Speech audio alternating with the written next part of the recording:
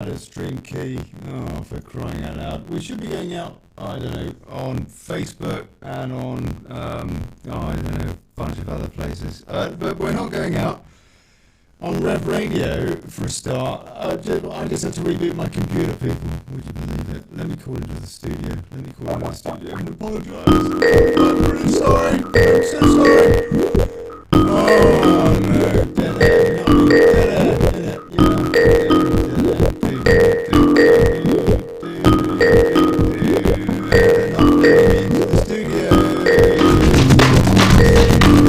It's chaos.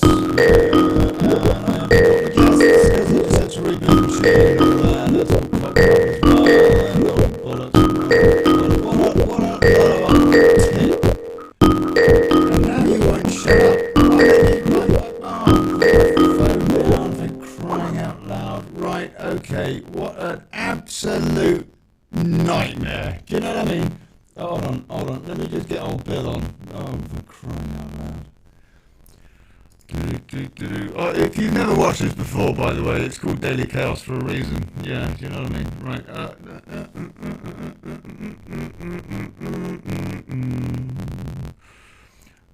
Here we go. There we go. Oh, look at that. So we're doing something. I've got no idea what's going on because I haven't actually had the time to open a browser yet. I've opened up the streaming software. I've opened up the audio mixer. I've opened up the Skype. I've opened up this and that. And I've opened up the Zoom as well.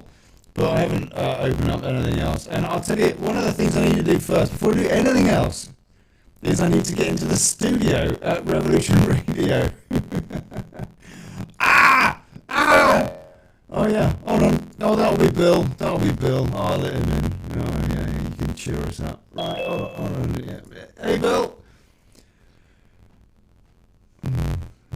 Hi, how you doing? Yeah, but absolutely dreadful, mate. Absolutely dreadful. Just a sec. Let me just. Can't get into the studio. Please call. Right. So that's Rev Radio, Bill. On Facebook, YouTube, Rumble Pants. We're not going out on Rumble because I had everything cocked up. Everything cocked up before the show. I had to reboot the machine 2 minutes before the show. We should be streaming various places. I've got no idea.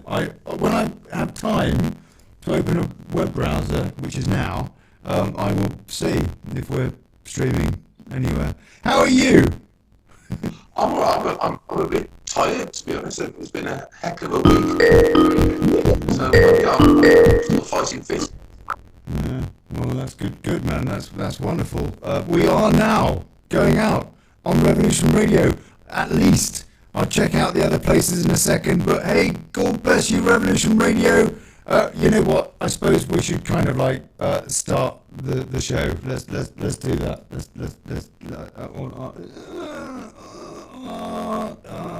Yeah, chaos. Right, this is it.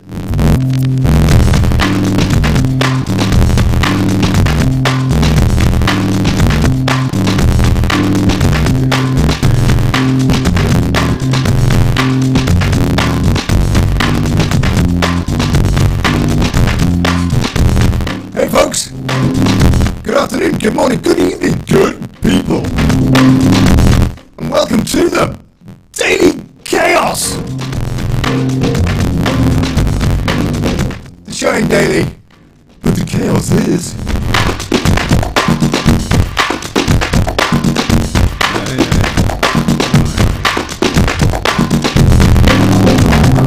And coming up, somewhere, goodness knows where, on Revolution Radio at least, Freedom Convoy. Yep, Freedom Convoy. Is it going to catch on? Is this the spark that creates the chrysalis of awareness?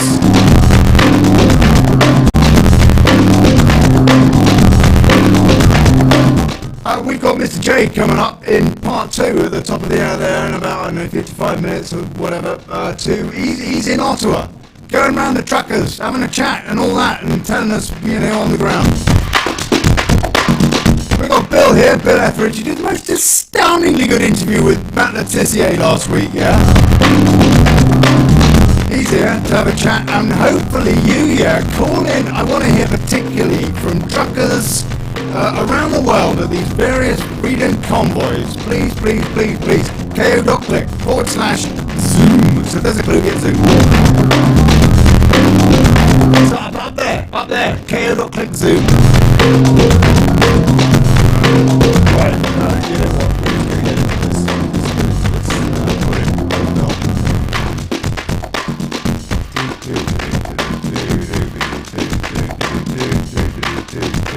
Right, blimey. Yeah, Bill, hello mate, God bless you, thank you so much indeed. It's lovely to have a chat with you. It might just be you and me today. Oh, well, I'm sure we'll entertain ourselves if no one else. Oh man, yeah, that was astoundingly good. That interview with Matt Letizia, man, it was brilliant. Thank you so much. You got so much out of him. Well, it was a pleasure when you've got someone like Matt who is an intelligent guy, and he's got a lot of things, thought through things to say. You can really sort of use the football analogy, just roll the ball across the goals and let him tap it in, because he was. I think the thing that stood out for me most was just how thoughtful and intelligently put he made his arguments. And when you've got someone like that, as I say, it's quite easy. You roll it across and let the guy have the floor. And I thought he was magnificent. He's one of the best elucidations of our arguments that I've probably ever seen. And I enjoyed not just the fact of dealing with a football legend, but with a man of such obvious intellect who didn't let his emotions get carried away with him, but made the point really, really eloquently. It was a pleasure. Thanks for taking it up. Oh, not at all. A big cheers to Lynn Scott for teaming it up. Yeah, I have to say, and this is a great opportunity to say it. One sec before I do this. Let me quickly, because somebody, I think Carl Bibby in the comments over on Facebook has said, you know what, it's your headphones, Ollie, and so I've just put on some good old-fashioned headphones that maybe will work a bit better than and not create interference. So we'll see if that makes any difference. But anyway, that was.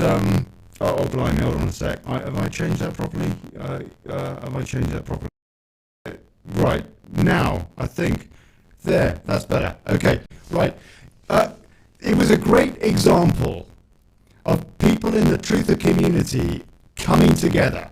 So we had, I put out a post back in November, the end of November or what have you, when Matt Letizia started chirping up about this, and said, look, who can help me get this guy on to have a chat?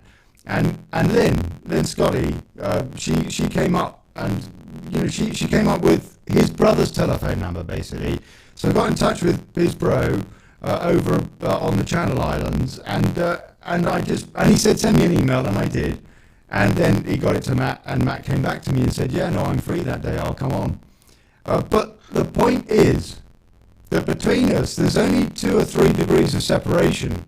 We can get these folks on, and we can get their message out. And somebody like Matt is somebody that people are going to listen to. 17 years on the turf.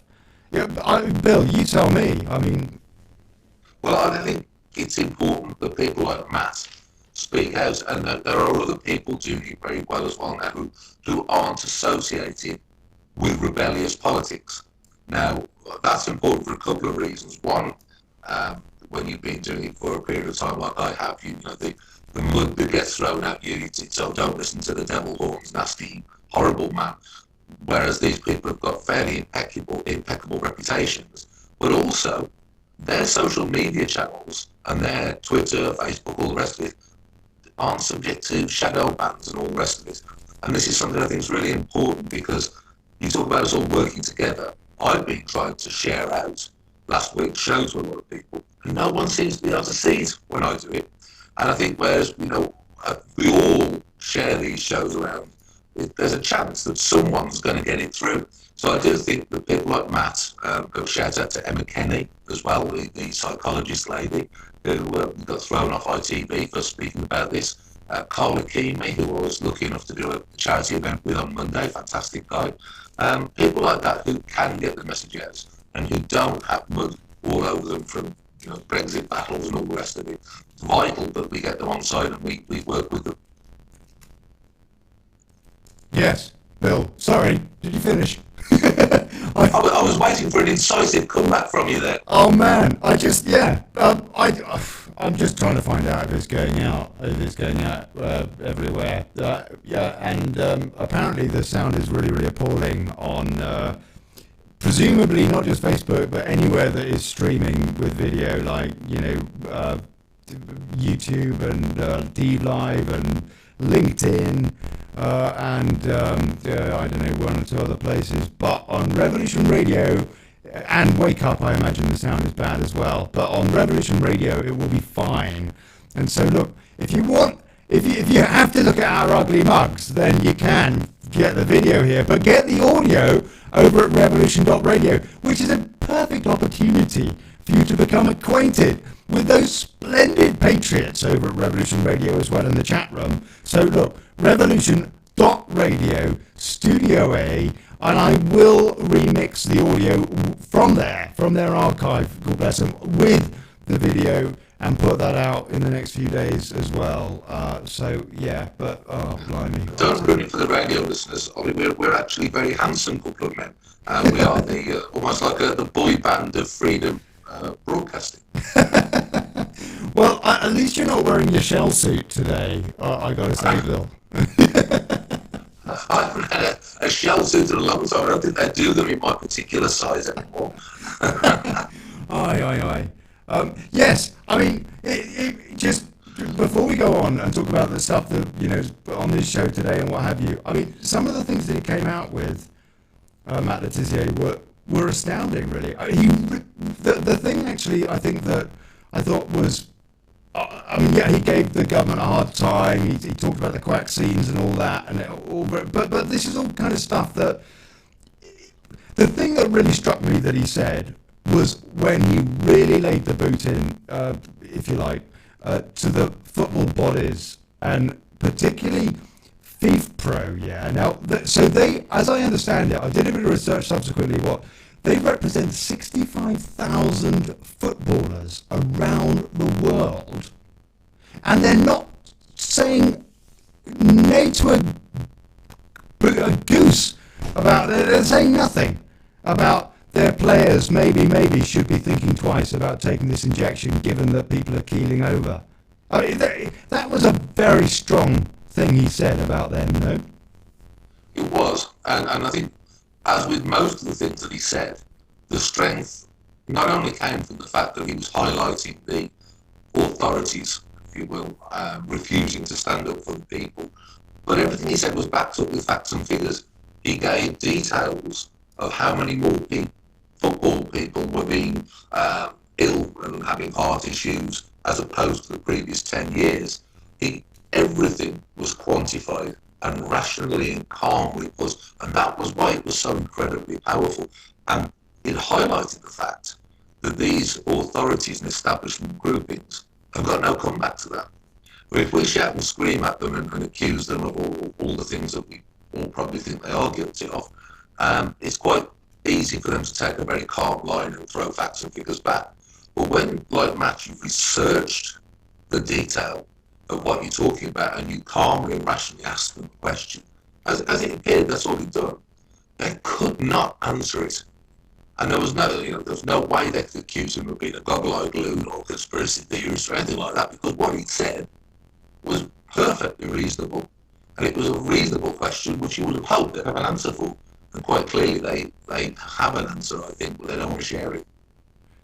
There's something that he said which I just thought was so very striking. I want to see if my rig will allow me to play this. Just a very brief quote. Oh, blimey! I tell you, it's giving me so many problems today. I've definitely got George Soros living in this bloody rig. I tell you. Listen to what he says. Listen to what he says here about the negligence of football bodies. Haven't seen a sporting body yet question anything. They all,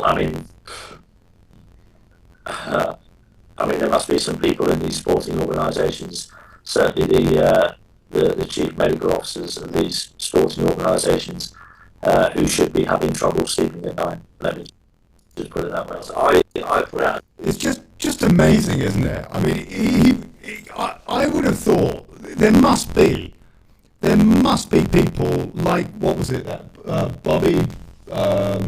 Bobby Barnes that he was singling out, who is basically in charge of, what is it, FIFA Pro in the UK. But people like that must be thinking, oh my God. I mean, that is like a kick in the nuts, no? Yeah, and it probably makes it all the more important to them that the reality of things don't get out, because it's quite clear that they're covering. And I think this is the trouble when people reach the top of establishment organisations, be it organisations doing with football or be it politics or whatever it may be, they seem to change. It's almost like, do you remember that old TV series, The Invaders, where the only reason you could tell they were different because their little fingers stuck up? They're being cloned and turned into a different person altogether. And I think it must just be that when you get to the top of these things, you to a degree have to sell your soul and buy into keeping the secrets. And if you don't, if the truth comes out, then you know that you're being thrown onto the bonfire along with the organisation, and your finance and everything else that goes with it has gone for a burden, and potentially you could be facing inquiries and criminal prosecutions. And this is the thing, this is where we've got them now, whereby the establishment is really coming together to try to hold off, because they know we are really close to the truth really coming out into the public eye, and that will be the point where they're trying to save their own skins. Yeah. I see there are some people that are watching on Facebook. I tell you, you're gluttons for punishment. The audio must be dreadful, like being dragged through a bush backwards or something, like one of my classic bad hair days. Old Bill, on the other hand, would love to have bad hair days. Absolutely, yeah. What's hair? I've never heard of it. I just want to say, we need more interviews like this, folks. I put together this system on dailychaos.news. You can go. It's a form basically. You can go there and you can submit whistleblower interviews, people that need to be heard, and they don't have to be famous. Everybody's got a story now. Yeah. But we just got to get the message out as much as we can.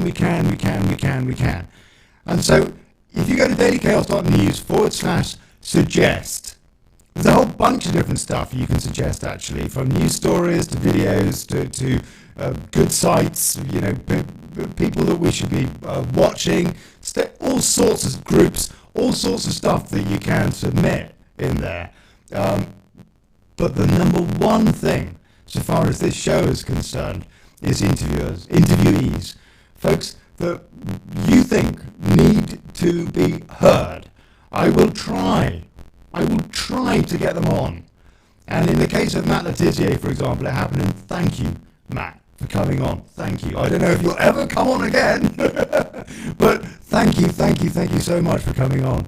And please go there, dailychaos.news/suggest. If you go to dailychaos.news, there's only about 3 links on the whole damn site.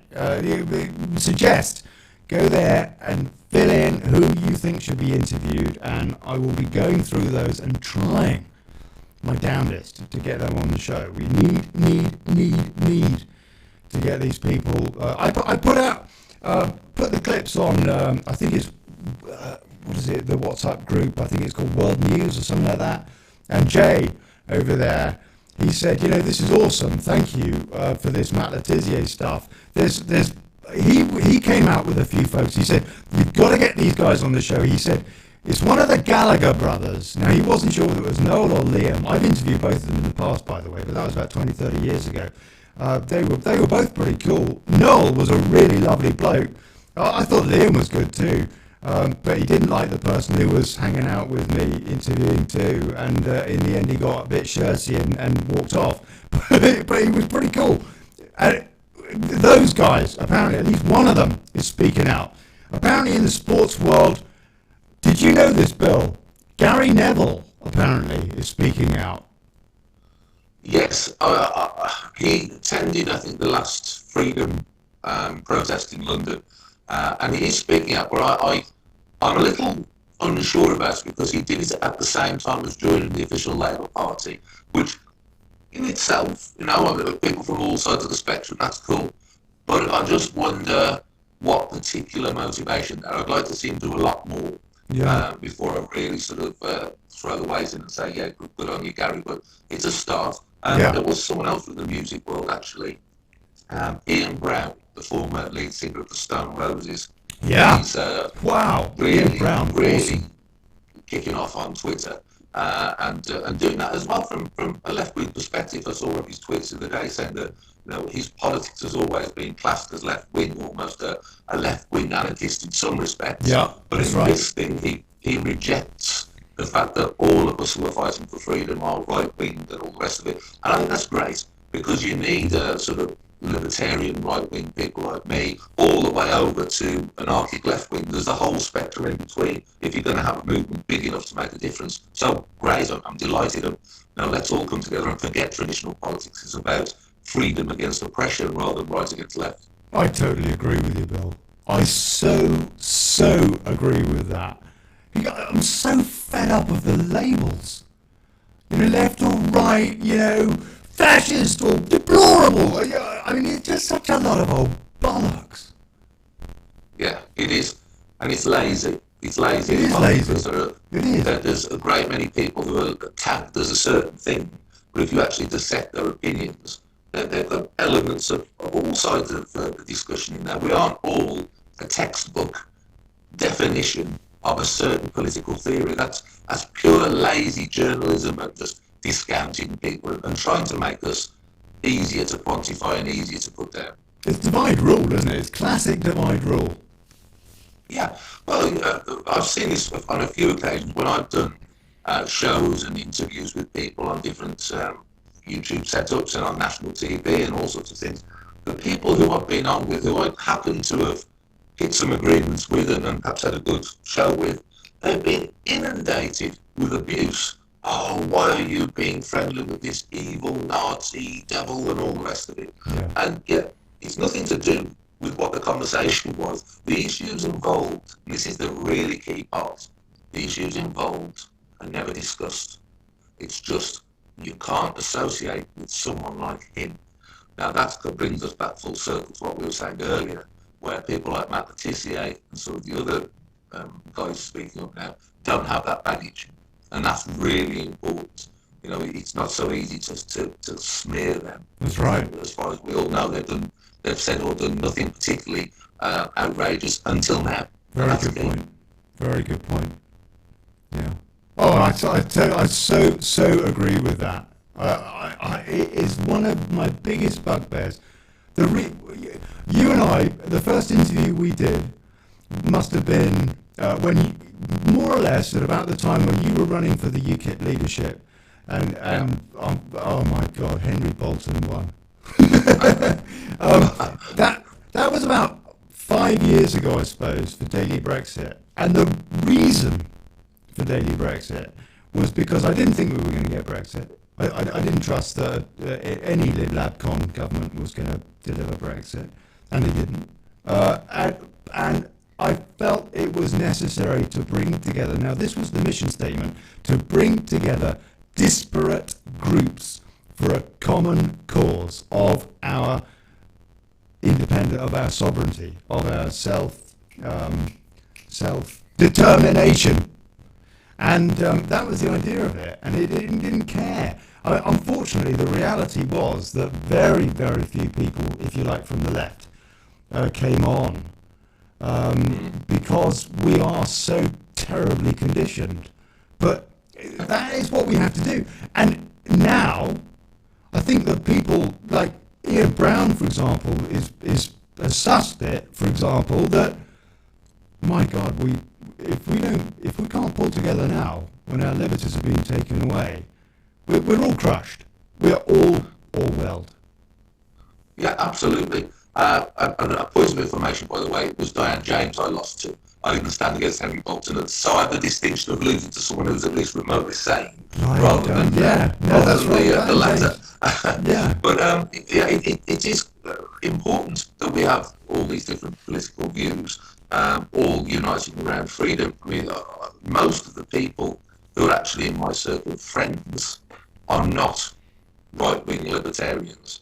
If anything, I've got more sort of socialist friends than anything else, and we all have a good discussion, and we agree on so many things. I know one or two major points of difference, but we can do that. Now, when it comes to being on the media, whether it be social media or mainstream, suddenly that changes. Suddenly, if there is a pariah on there, the likes of myself and I guess anyone who's ever been involved in UKIP or any other organisations, anyone who is classified as naughty, suddenly they simply won't come on and speak to us. Now, it's all about finding common ground. Now, I'm perfectly happy to say by my own definition, probably from the most extreme libertarian fringe of belief, probably as of anyone in the UK, but I'm more than happy to work with people who have completely different views, as long as we unite around freedom. And that's what we should all be thinking about. We've spoken about this, Olly, a few times in the past about these different disparate and smaller parties and so on. Yeah. Why don't we come together? Yeah. This is the issue of our lifetimes. Forget Brexit, and it's hard for me to say that after all the years I've put into it, all the efforts I've put into it, but this is so much more important, and we should all be coming together, finding common ground, for the time being casting aside our points of disagreement and focusing on this one issue of having the liberty and freedom to actually be allowed to disagree. And that's what's so important. Yeah, absolutely. It's the kind of thing that they should teach in schools. This is the kind of stuff that should be on the curriculum, just the common value of agreeing to disagree and to look for common ground. Yeah, but they discount the idea of that because there are truths taught in schools, brainwashed in schools. Yeah. There are certain things which you cannot argue with. Man-made climate change, for example, the science. You know, if someone labels something as the science, that's it. If you say, well, hang on a minute, how about X, Y, and Z other factors that come into this equation? Or how about the fact that science runs on theories, and 100 years ago, many of the things that were the science we look at now as if they were absolutely crazy. Yes. You just get looked at with this blank look of, they just can't compute, because the difference between schooling now and when I was at school, when my favourite teacher was a hardline left-wing socialist of the sort of, he would make Jeremy Corbyn blush, but he brought out in me the art of discussion and conversation, and we used to, I was in the sixth form at the time, we'd go to the pub at lunchtimes and sit down over a pint and argue politics, and he brought the love of that out in me. He was obviously in later years horrified as to what I did with it, but that's not the point. He taught me to have different opinions, but still to regard people as very good friends. But now that just doesn't exist anymore. It's sad, really. It's really good. It's sad, and it's, in a way, it's frightening, because you can't go and just discuss things with people. You worry about what the repercussions will be. Do you not think that is it's on purpose? It's not accidental, because if you had government that did what it's supposed to do, what it kind of pretends to say on the tin, which is to look after the interests of its people, then they would, the government and the opposition, they would jointly say, you know what, we have to reach out for common ground. It's just a matter of common decency.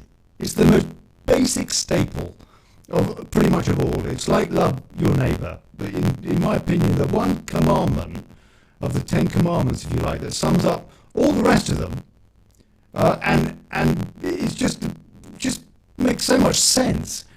Love your neighbour like yourself. Mutual respect, which starts with self-respect, by the way. So many people have had respect drummed out of them. Like, you're not allowed to respect yourself anymore. Oh, you're white. Oh, you're this. Oh, you're that. You know, as opposed to, yeah, no, damn right, because charity does begin at home. You've got to look after yourself, and then you're useful to other people. And that's the case with respect, you know, that I have self-respect and mutual respect, and you're not going to agree on everything. And there are certain things that you wouldn't cross the line over. You don't want to be infiltrated, if you like, with external opinions, such as is going on with this globalist world very often in the way it's all been shaken up. My point, Bill, my question really is this chaos and this just deliberate ambivalence to the most basic tenets of decency contrived. Yeah, the whole system as regards education and bringing the younger generations through is contrived. If you look back to the Brexit debates, there was a constant threat or a constant promise from the point of the Remain side of if we keep this thing going long enough. I think there was one of them that was even counting the number of people over a certain age that was dying because they were saying the younger generations all understood the truth of the EU project and its benefits. So therefore, we're going to count on our views coming through as generations roll on. Now, that applies, I think, to everything, because if you look at skepticism about almost everything that happens, it's often the older generations who are more skeptical. The only thing that's been different over the last couple of years is that the older generations have been picked out of being told once, you are going to drop dead if you don't follow these rules. And that has, to a degree, nullified some of that skepticism.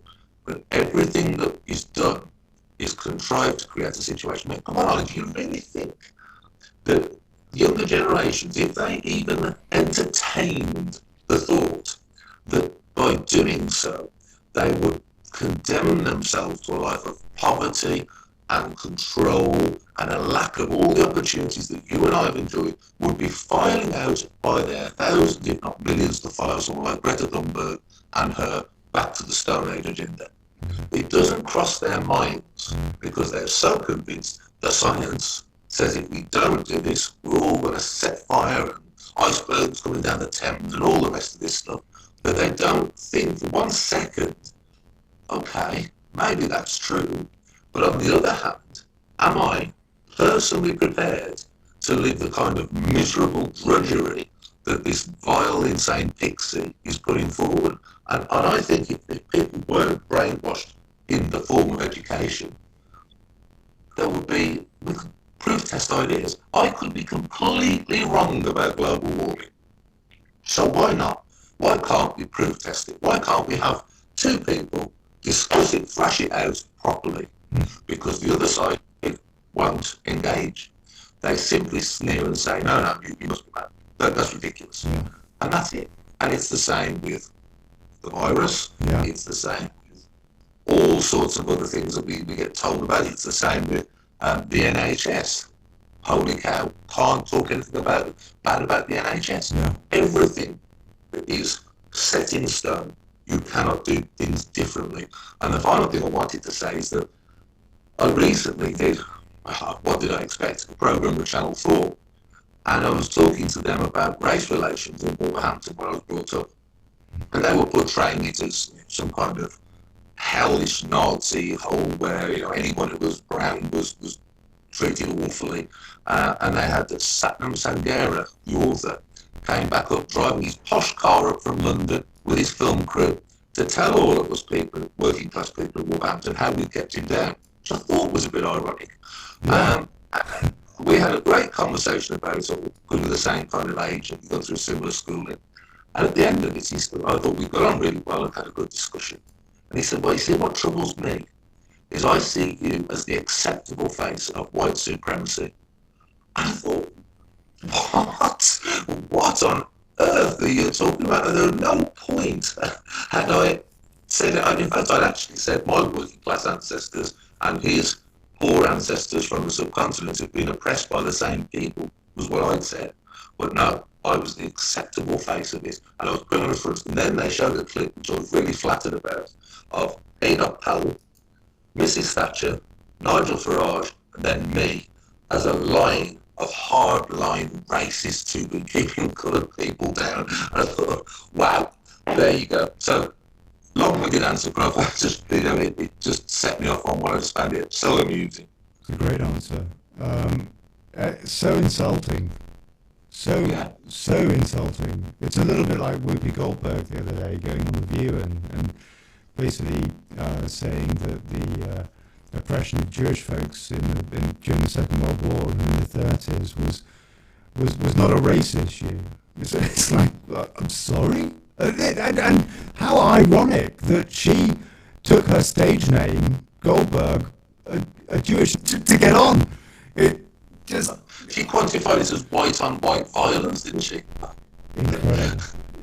I mean, they're just such an insult to history and to millions and millions of people. Yeah. One of the problems that I have as a journalist is that I don't know what to believe on either side of whatever debate. So, for example, I'll give you a very good example. I was talking to a chap who's, I'm not going to say who it is, but a chap who's been on the show, lovely bloke, talking about the fact that he and some folks around him, they've researched and written a book saying that there is no such thing as a virus. There's no such thing. That it's made up. And I personally, I've researched a little bit into this, and I've noticed some freedom of information requests to the CDC, the Center for Disease Control in the States, that have come back, and they have said, we have no evidence of this virus, or that virus, the other, la-di-da, another one. All these different viruses, they've got no evidence of them, according to their freedom of information requests, as best I can tell, unless all the documents I've seen have been doctored. And that leads me to my point, because whether it's that side, or then you've got scientists who are saying, it's going to be terrible, dreadful thing going on, and we're all going to die or whatever. I don't know what to believe, and that's because it's like the little boy that cried wolf, which we seem to get this climate change thing.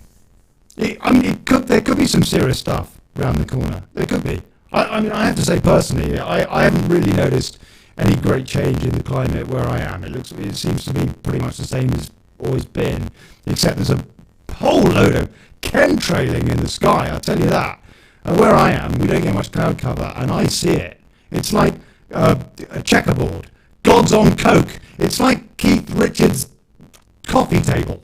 It's unbelievable sometimes. So it's a little bit better these days. I drove through Madrid and it was astounding, the chemtrailing over there. But anyway, my point is that with some of these very, very technical topics, climate change, it seems to me that to understand it remotely, you need not just one or two, but a multitude of ologies.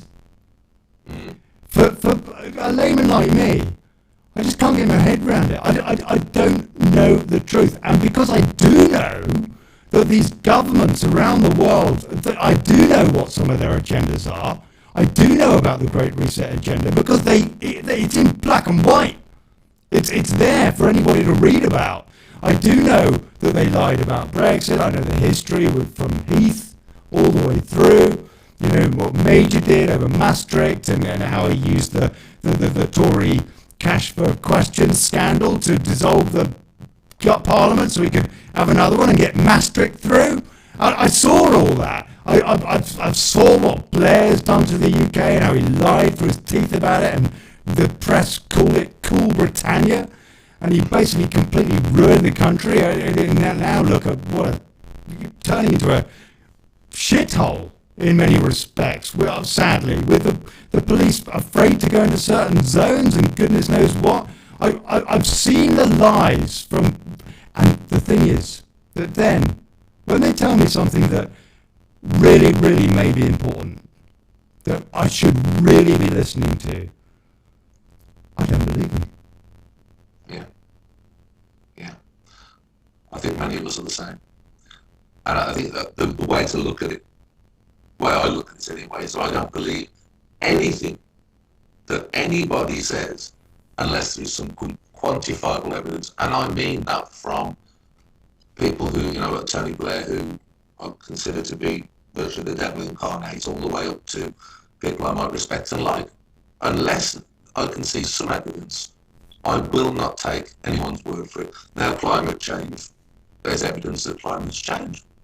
I know, I think there was a mini ice age in the 1800s, and if we could ask our good old ancestors, the dinosaurs, I think they would probably tell you a lot about climate's changing. But to accept that climate's changed on the evidence, quantifiable, that they do, doesn't mean you have to accept that the only way to deal with it is to shut down all of our manufacturing and send it to China. That is not, 2 plus 2 does not equal 500 in that respect. You can look at it and say, yes, these things always happen. Okay, there's evidence of that. But I don't believe that it's being done for now, it's happening now for the reasons that we are being told. Because I think the reasons we're being told are all part of manipulating the agenda so that certain things can happen economically and politically. As with everything else, the virus situation, I don't understand enough about that kind of thing to have a view other than I don't believe anyone until it's evidence. Yeah, that's right. The only thing that the only evidence I see is that of those people who have had the virus or whatever the illness, how we're going to call it, the death rates are not that much different to normal, and that it's like a typical flu season. Those are evidence-there things. As regards government ministers, scientists for a start, paid for by people. So I wouldn't believe a word they say, because it's whoever funds their research that gets the result. That's right. It's like polling companies. They're paid for by people. Right. So I don't believe anything that these people say. And politicians, by and large, 99.9% of them say what suits an agenda that they're working on. There's an occasional one who throws a spanner in the works, but the rest of the time, they're working to an agenda. I honestly think the most important thing anyone can do nowadays is disbelieve everything, 100% of everything, and then work from that point of picking out which parts you think might conceivably have some hope of being true. It's pretty grim, isn't it? But I actually think that's the only way to go through life. I literally don't believe anything until I can understand the arguments, proof test them, and think, well, okay, maybe. I'd say probably 80% of things I'm told I disbelieve completely all the way through, and 10% I think there might be some chance of, and another 10%, okay, I'll probably buy. That's where I am with the state of the law at the moment. I totally agree with you. I am very concerned that cliques and tribalism, as in what you were saying at the beginning of this thread, left wing or right wing, or the cliques where people follow whatever leader blindly. I mean, I'll give you a good example. Well, I mean, there are so many, but and I'm not saying they shouldn't necessarily, but because again, I don't know. but I mean, so, for example, so many people, they won't have a bad word said against, well, whether it's Farage or Boris or, I don't know, Neil Young, whatever. But he can't sing. It's just ridiculous, isn't it? If only people were encouraged to think for themselves. Yeah, take what these people say and think about it. I knew Nigel for a long time, and much of what he said, I know that he was saying from the heart. Doesn't mean he was right all the time, though. Doesn't mean it wasn't coming from God. Many of the decisions that he made were absolute bullshit, but he was the best bloke for the job at the time. And since then it's been proved out he's probably the only bloke for the job. But it doesn't mean he was a saint, both personally and politically.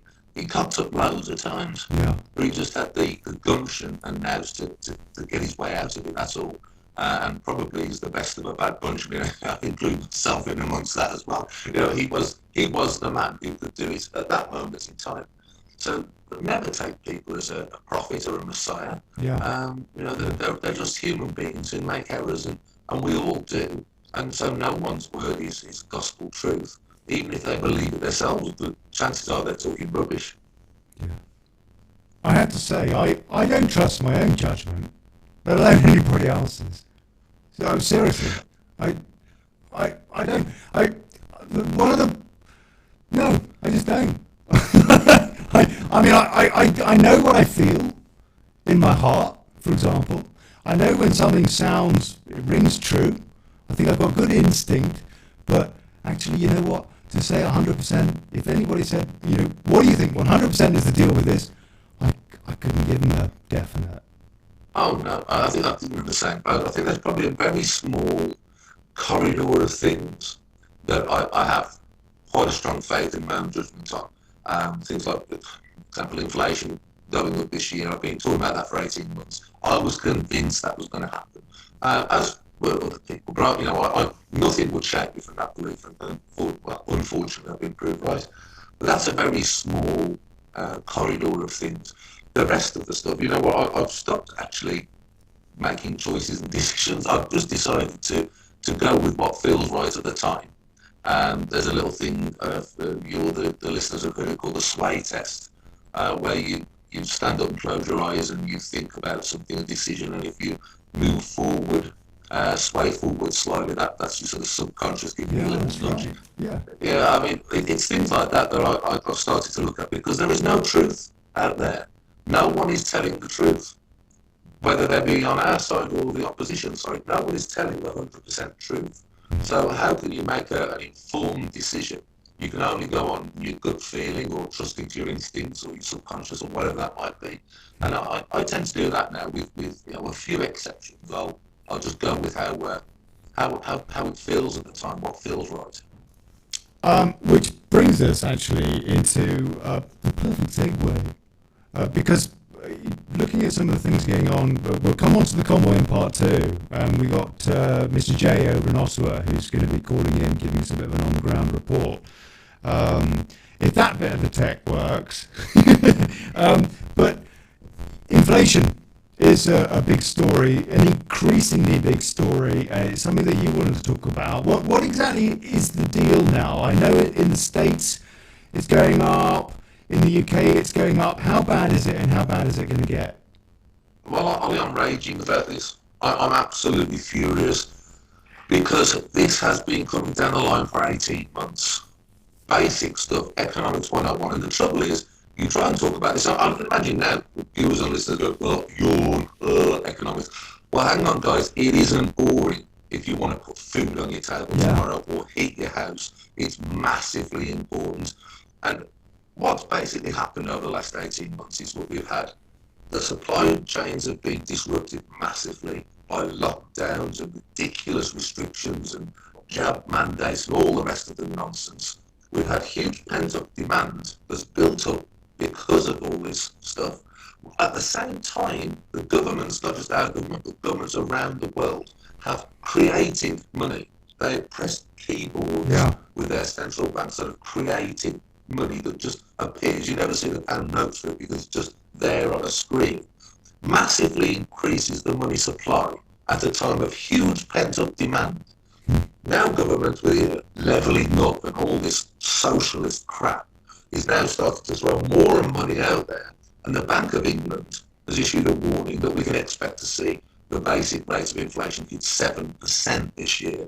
Now, normally, last however many years, it's been 1%. 2% has been pretty bad. Right. 7% now. Don't forget, they're taking this from a small basket of products and services. Because it says 7% doesn't mean everything is. Some of your goods in the grocers and the supermarkets could be 10%, 11%, 12% at a time when your wage is not going up by anything like that much. It's a massive knockback to living standards, and for those of us who are earning a reasonable sum of money, it's inconvenient. But for those who are on the breadline already, for the working class, the working poor, and those who are on benefits, it's the difference between having the heating on or having been able to put food on the table. And then, to add to the whole perfect storm of madness is this green net zero idea, which is costing a fortune to subsidise. Yes. And now, Comrade Sunak has said that he's going to subsidise the increased energy bills from it. So they're forcing the energy bills up. and then they're giving people the money to pay for it, and is it going to increase inflation even more? I'll tell you, it has been driving me out of my mind, because I'm old enough to remember the 70s when we had inflation that was the 15, 16, 20% brackets, and all of the poverty, the chaos, the industrial action, the protests that came from that. And there's a whole couple of generations of people who don't know what's going to hit them.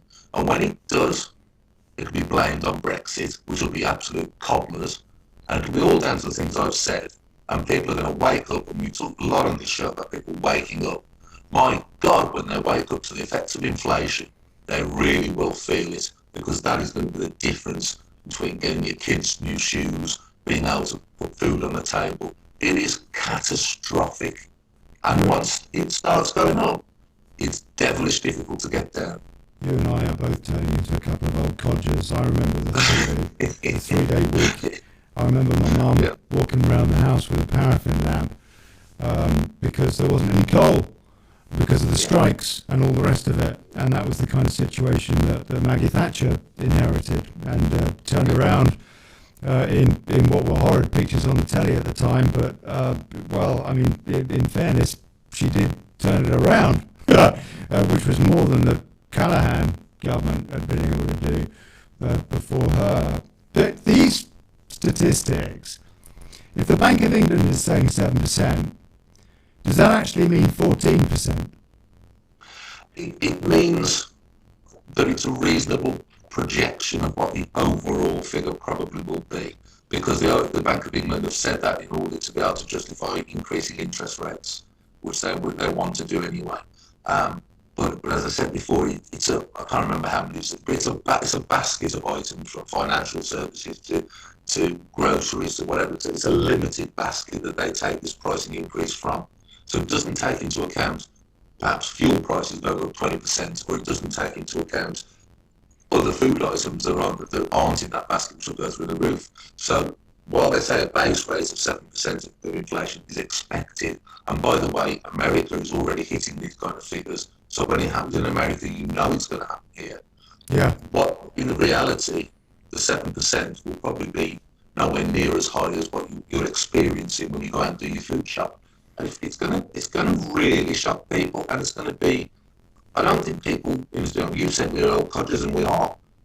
But inflation is inflation, and it doesn't make any difference if it's the 1970s, or if it's the Weimar Republic in Germany, or if it's Somaliland, or if it's Zimbabwe. It doesn't make any difference. Inflation is catastrophic to the living standards and society as a whole of people. And it's coming here, and once it comes, you mentioned Mrs. Thatcher in the 80s, all that pain, all of that struggle and suffering to bring it down, and that is where we're heading. Yeah, Blimey, you're absolutely right. You're so right. I'm just going to read a little brief bit in the Daily Mail. Their headline: Black Thursday for Brits. That's today. UK faces biggest fall in living standards ever recorded as energy bills soar. This is what they write: £693. What's that, about $1,000? And Bank of England hikes rates to 0.5% in bid to stop spiral. It doesn't sound enough to me, Bill. As Rishi unveils puny £350 help for families, and £200 needs to be paid back. Just the bullet points. Energy regulators have announced the price cap on bills will rise by 55%, or an average of £693. The increase from April is likely to affect 22 million households, as many are already struggling with costs. Bank of England is expected to raise interest rates at noon today, I guess it was written this morning, as it takes fright at soaring inflation in economy. And final point, Chancellor Rishi Sunak, Rishi, they love him, has responded by unveiling multi-billion-pound packages to soften the blow on households. 693 quid, Bill. Yes, because they're taking the price capping off it, and that's going to now reflect the reality of the market. And this is what happens because we're all being anaesthetised over the last couple of years, if not longer, actually since the financial crisis. We've been anaesthetised by quantity fees, the government creating all this money. We've not been seeing the reality of just how desperate the economic situation is in the Western world. And when the market does finally come through, because the governments can't, they lose the will to keep these price caps on things like, people get a hard dose of reality. And unfortunately, if they brought it on themselves by continuing to vote for socialist governments, because they've anaesthetised you all. They've made you think that none of this matters, the rules of economics don't matter. Well, they bloody do. And one of the things that struck me on Hold that thought. We're coming up to a break. We're seconds away from a break on Revolution Radio. And so we will be back in part 2. Carrying on with this conversation, and then Mr. J in Canada on the ground in Ottawa. This is Daily Chaos. I'm Olly Connelly with Bill Etheridge here. Predator Jeff just popped in. We'll be hearing from him in part 2 as well. God bless you.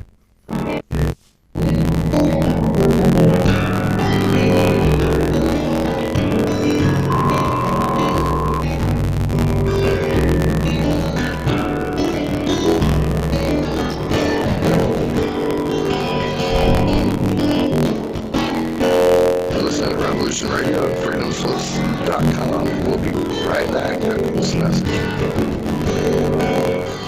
I think Bill's just gone for a pee. I have. Time. You're fine. We're still streaming, by the way. You're fine. No, guys, I need a pee too. Okay, right. You're fine. 30 seconds pee break. Solidarity in taking a pee. Back in a couple of minutes. Bring an open mind to an open canvas. Again, that is Monday nights, 10 p.m. Eastern. UFOs to government corruption. This is Revolution Radio, freedomslips.com. You don't need to expect us. We're already here.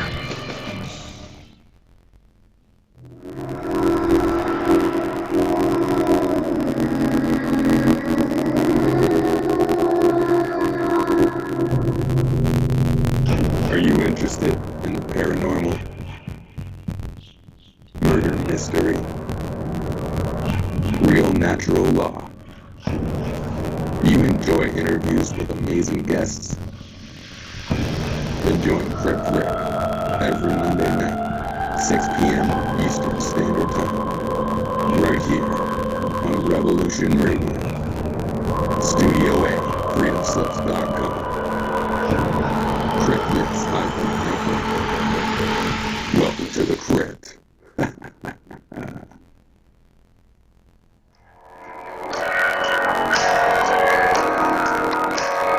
Join me at Revolution Radio, Studio B, at 11 a.m. on Saturday for free association, when we take a look at philosophy, spirituality, psychology, social issues, and geopolitics. It's every Saturday at 11 a.m. Eastern on Studio B at freedomslips.com.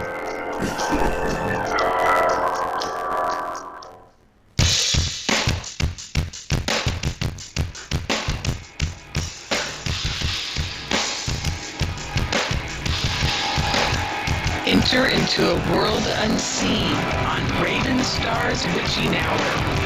You will encounter eclectic topics from the realm of spirit brought into our matrix of truth. With your host, the Solaris Blue Raven, Solaris will bring you an array of unique guests covering topics from ghostly spirits. Solaris is such a hippie, I'll tell you. Covert That was great. I'm not going to.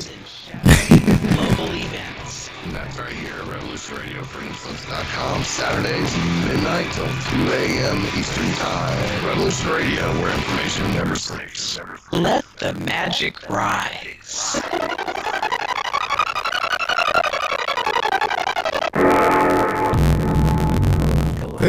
They got some tremendous characters over there. Revolution.radio.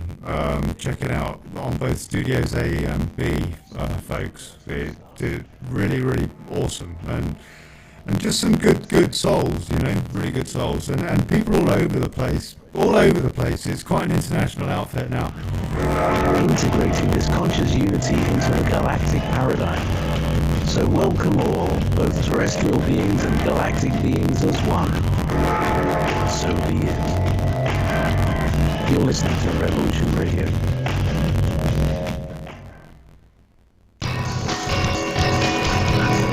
Thank you for listening to Revolution Radio at freedomslips.com. Any commercial advertising you may hear in this program is of the sole discretion and benefit of the host of this program you are listening to. Revolution Radio does not endorse any commercial products, nor does it accept monetary compensation for on-air advertising of commercial products, nor will it ever. We are and shall remain 100% listener supported. Any product advertising on this program are considered used at higher risk, and Revolution Radio shall not be held liable for any claims or damages received from any product advertised within this program. Revolution Radio, where information never sleeps.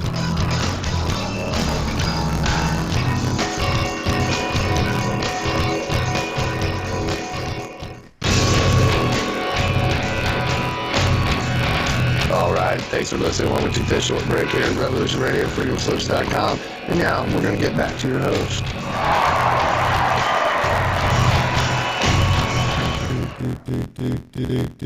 Yeah, I forgot to cue up the music. Little sing song. Oh, and I'm unmuted now. Okay, Revolution Radio, God bless you.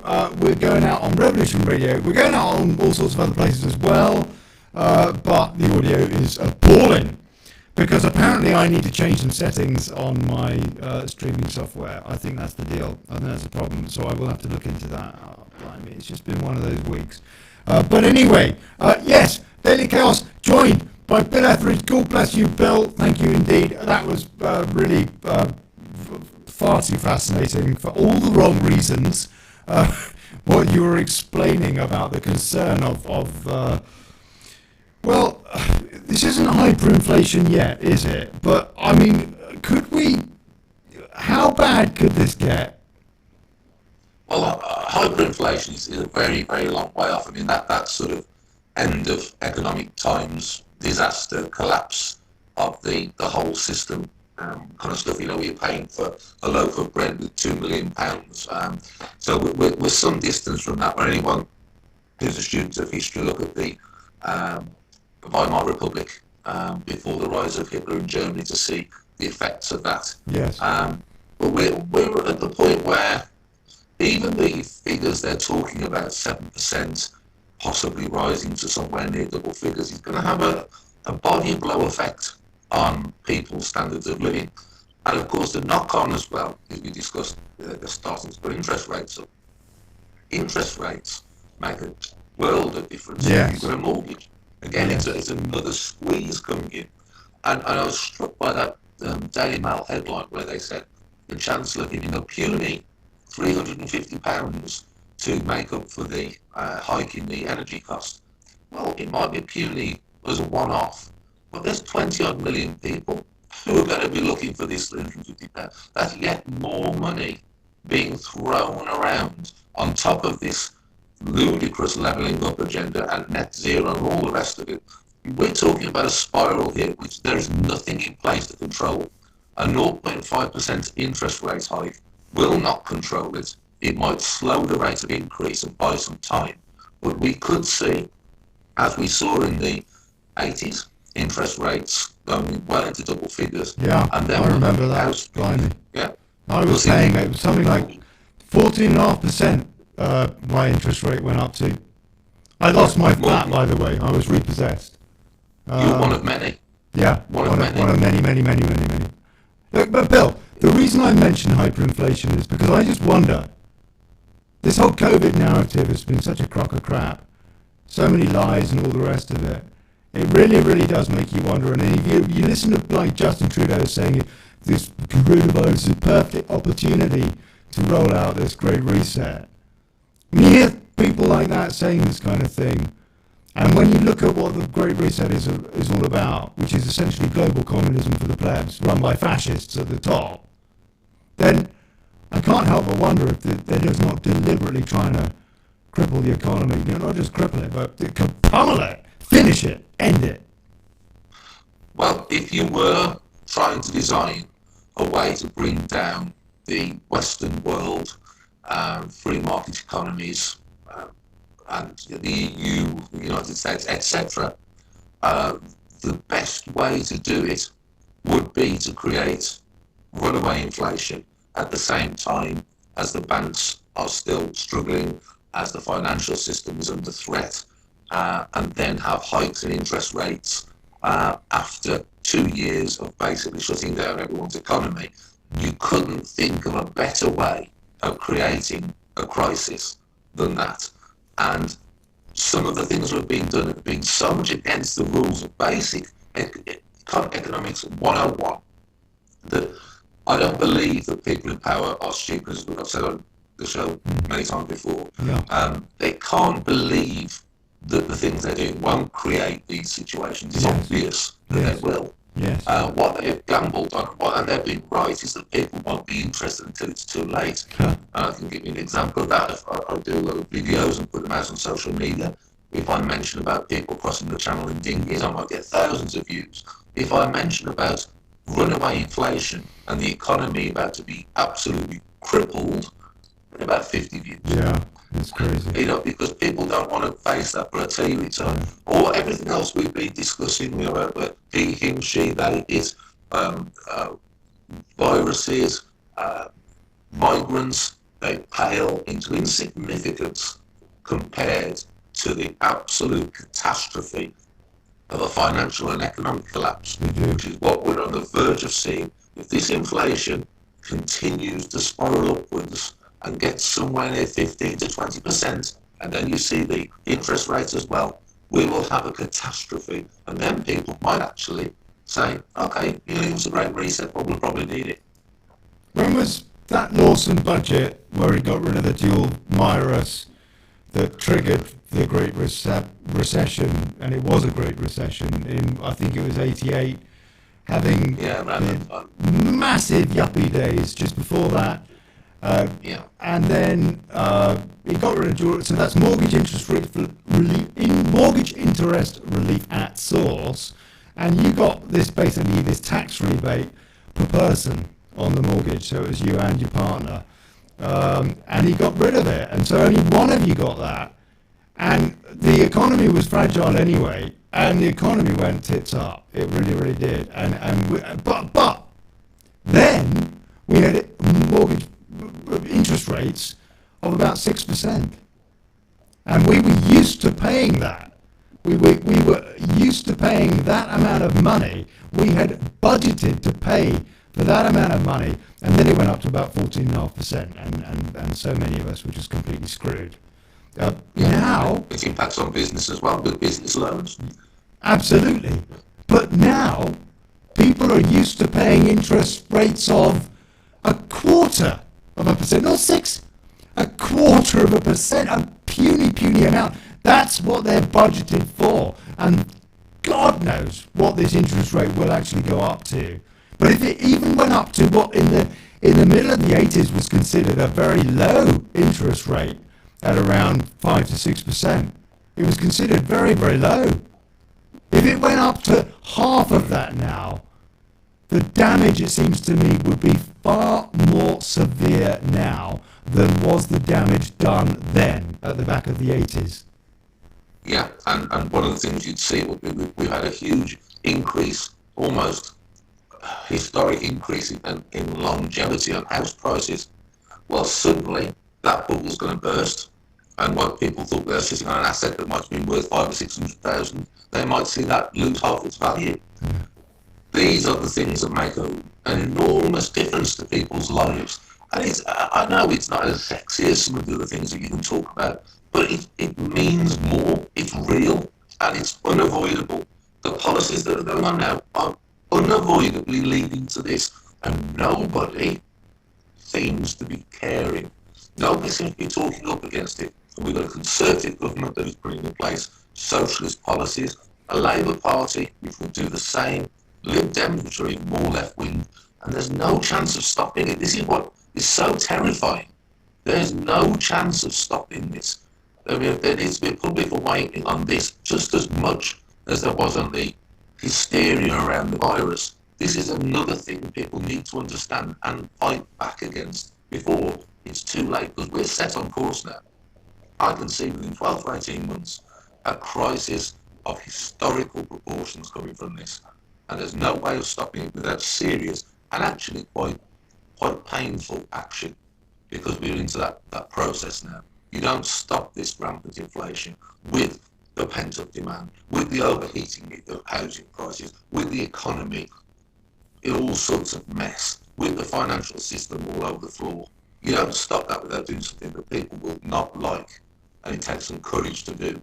But someone's got to do it, because if they don't, the eventual result could be the situation that allows the environment for the Great Reset. It's actually too late to do anything about it. We've got these Freedom Convoys, for example, doing amazing stuff, creating awareness and all the rest of it. But the fact is, you could argue, we've already reached the tipping point. It's already too late. You could argue that, and I suspect that's a strong argument. But somewhere inside, the eternal optimist and the fighter in me says, it ain't over till the fat lady sings. And I just hope that, we can pull back from the precipice. But make no mistake, we are right on the edge now, because these things get a critical momentum, so that for a few months beforehand, you're not feeling the pain yet, but it's unstoppable. It's like a nuclear reactor that's got into the China crisis mode.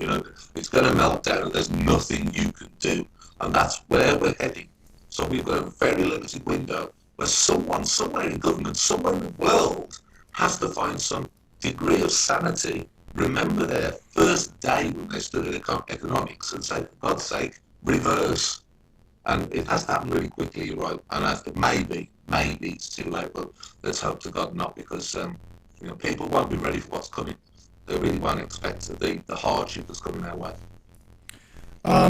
This is perfect for delivering people into the universal basic income, isn't it? Oh yeah, it's sowing the seeds. This is laying the ground, because everything that we have grown used to and accustomed to in terms of an economy will be dead, because it'll have spiraled out of control, because governments around the world, and Biden has been setting the agenda on this. They have broken all of the rules of good governance. Why was Jeremy Corbyn so roundly rejected in our election? Or he's not the most appealing personality. It wasn't that. I think it was because people thought his policies were over the top and dangerous. So a lot of it was voting for the Conservatives to stop this dangerous man running riot with our economy. They've done just what he would have done. And it is dangerous, because it defies the principles of basic economics, and it's going to create a catastrophe. Biden, Sunak, and all of the EU governments, they're all heading down this same route to disaster. Yes. And that's the trouble as well. There's no one there. The USA isn't going to be standing strong to do some kind of modern-day Marshall Plan to bring us out of it all, because we're all going to go at the same time. And this is where the reset and the universal basic income and all the rest of it comes in. And what really frightens me is the one nation that is best prepared not to be sucked down with all this is China. Yeah.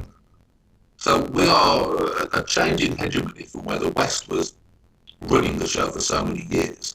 What should have took decades for China to wrest that power from us could happen really quickly, because we are committing economic suicide, and nothing, military power, all the rest of it counts for nothing if your economy's in the pan.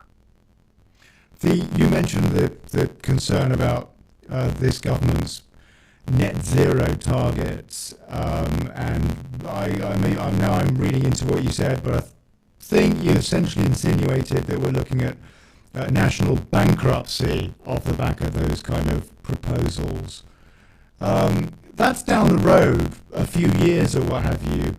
It seems to me that actually that is the least of our worries. That again, a little bit like Brexit, as it turns out, which we didn't get, just seems to be a huge distraction whilst this damage is being carried out, perpetrated on the economy. It's just another factor, though. It's just another nudge over the edge, over the precipice. When you talk about national bankruptcy, if it weren't for the fact that historically nations like the UK and France and America were safe havens for money. Yeah. If we were some country in Africa or in Asia, we'd be bankrupt now. Yeah. We're trading on good Technically, faith. we are, aren't we? Probably. We have been for over a decade. If we were a business, we'd have been shut down over 10 years ago. And those are the official stats. Yeah. Well, hold on. There is actually a way, isn't there, to class a nation state as to whether or not they're bankrupt. If their national debt is larger than their annual GDP, is that right? Well, if that is the case, then we've been bankrupt for some time. I think it sounds like a reasonable way to monitor us. The reality is we trade on good faith. We are historically, as are the other countries I mentioned, they are historically safe places to invest, historically safe currencies, historically safe financial systems. So that's why we've not gone down the pan yet. But it only takes that confidence to go, because it's all based on human confidence. It's all based on a hint, a suggestion of what you think might happen. If they suddenly realise, hang on a minute, it's like gone, it could be like a bank rush, and we'll be gone, because we're in no position, because the national debt is still increasing, despite the lie of austerity, which by the way never happened, because we continued to overspend. All those years of austerity, there were a few cuts which affected people and made them think there was austerity spending. We never cut into the national debt. All we ever did was cut a little bit into the amount we were overspending. There's a bit, the bank manager phoned me up tomorrow and said, "Oh, Bill, you buy over your overdraft limits." And I said, "Well, don't worry, mate. It's all right, because next month I'm only going to spend 50% more than I earn, rather than 100% more than I earn. So that's all right, isn't it?" It wouldn't work. And this is what the country's been doing now for 20 years, I'd say. And it can't continue. And so what makes it worse is that everyone's doing it, because all the politicians, you could say, are too weak to do what Mrs. Thatcher did in the 80s, and to say we can't carry on like this and make a stand and say we've got to balance the books. They haven't got the balls, because what would happen now with our people who have got used to a life of plenty, even though we say, oh, poverty now is, I haven't been on 2 foreign holidays or whatever. People have got used to a certain standard of living. Someone stands for election and says, sorry, we're going to cut this standard of living up for the short term. We're going to have to do certain things that will be quite painful, but in 10 years' time we'll reap the benefits. They wouldn't win a seat. Okay. And that's the trouble. Let me ask you then.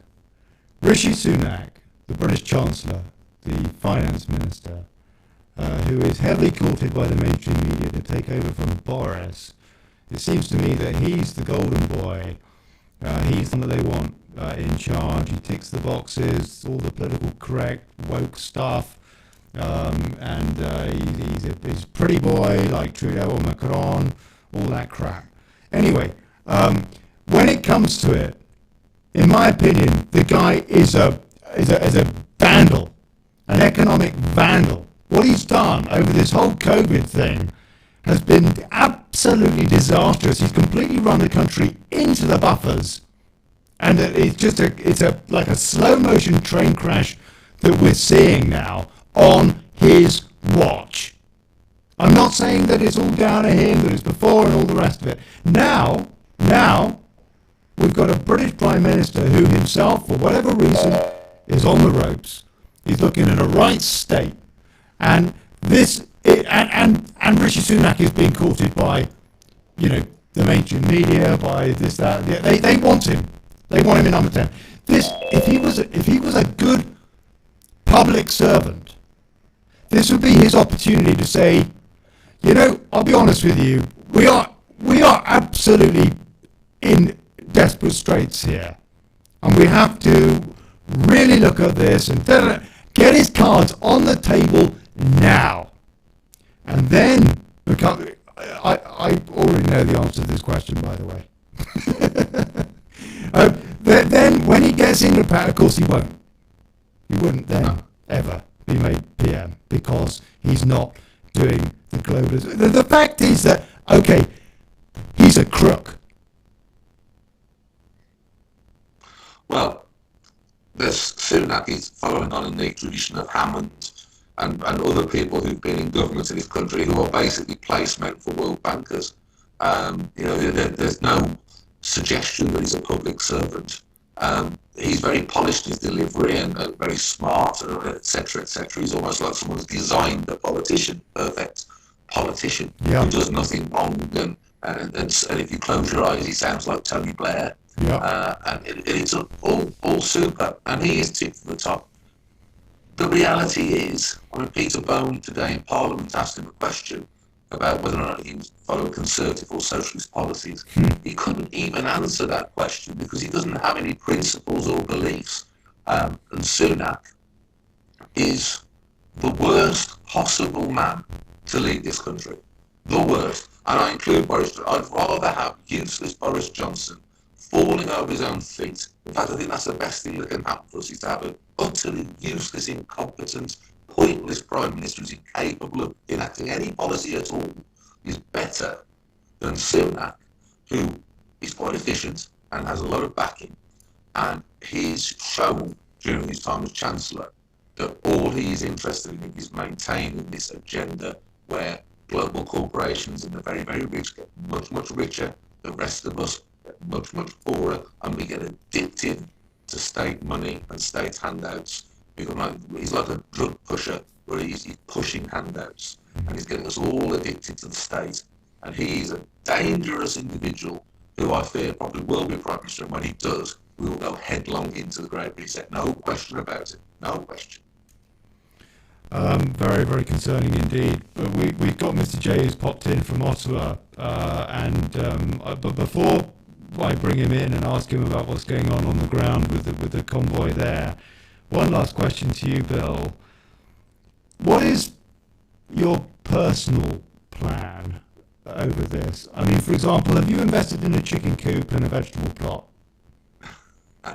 If I actually had the money, I would be looking at something very similar to that. I'd be looking at trying to get myself a bit of land somewhere away from the cities and try and be as independent as possible. Unfortunately, I don't. And I think the only sort of holdout really is in places like America where they've got wide open spaces.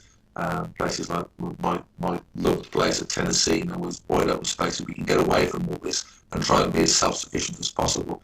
For the rest of us, for the standard, for me, sort of working to middle class kind of person in a city, we're still, particularly townies, and also townies with lots of money, because they're going to be caught out. Sorry, carry on. Oh yeah, lots of money to us is not lots of money. What I mean by that is the people who've got lots of money are the billionaires. Someone with a couple of million quid or a nice big house somewhere, that's not lots of money. Yeah, that's right. That doesn't right for themselves, but that's an irrelevant sum of money that buys you no influence whatsoever, and doesn't insulate you against what's coming. People who are insulated are Branson types, with the multi-billions. They're the ones of the rest of us, and that's the vast majority of us, and that's why I'm so keen everyone wakes up to it. We're all, but literally, for the first time, we are all in this together, and we're all going to get really shafted if we don't wake up and argue. But as you said, Olly, perhaps it's too late. But I pray to God it isn't, and we mustn't take that approach. We must, on this one, fight to the very last, because if our economy falls and our financial system falls, everything else goes, because he who controls the money controls everything, and that's the reality. That's right. That's what they said on Jekyll Island or something, wasn't it, when they created the Fed, which is, again, the perfect segue, because I completely agree with you. We have to do what we can, and doing what he can, with a whole bunch of folks doing what they can, is Mr. J in Ottawa on the ground with the truckers, as I understand it. Hello? Mr. J? Yeah. Hi there. How are you guys? Yeah, good. How are you? God bless you, Canada, Ottawa. We've all got our pins, hopes, and all the rest of it on your shoulders at the moment. No pressure. What's going on? So things are going okay. I'm just a couple blocks away from the truckers' protest. I'm on my way there right now. So far things are going well. The the weather cooled off quite a bit. I'm not sure if you guys understand how cold it's been here. Tell us. So over the weekend, when the main couple days when everything was happening, it was about minus 25 Celsius, and yesterday was actually quite nice because it was actually above zero. But today again we're about minus 10, so minus 7, minus 10, something around that.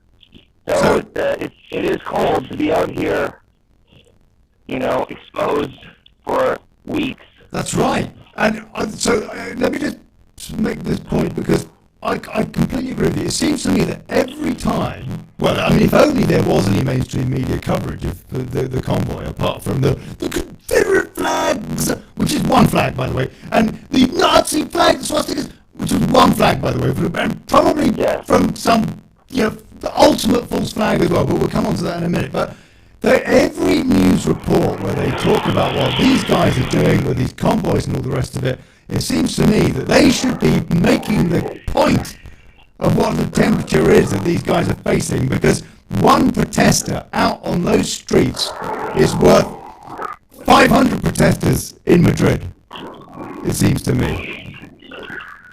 Yeah, well, it's, I mean, you know, as I said, we're Canadian, right? So this isn't anything of a surprise. Good point. But there are people that have come all the way out from Vancouver, and they don't get these temperatures out there.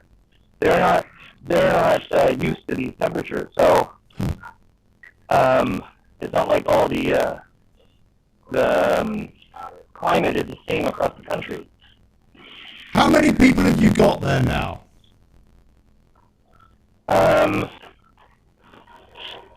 It's hard to say. I would say in the downtown core, there's probably around 200 big rig trucks.